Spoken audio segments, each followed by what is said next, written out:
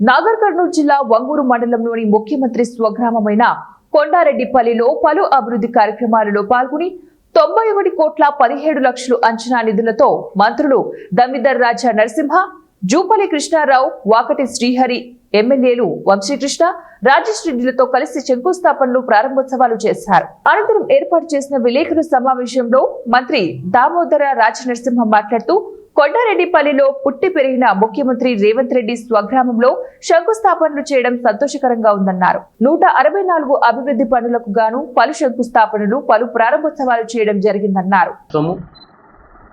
Kondareddipalli solar power supply,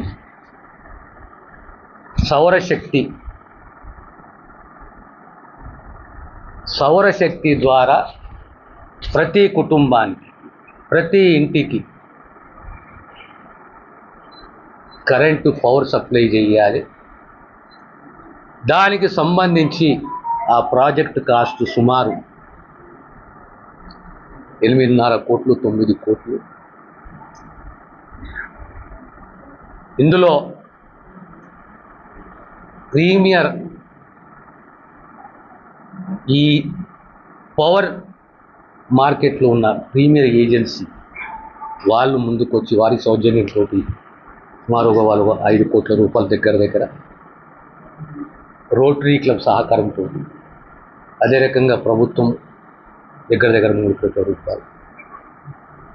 గ్రామంలో 514 నివాసాలు ఉంటే ఈరోజు 480 ఇళ్లకు సోలార్ ప్యానెల్,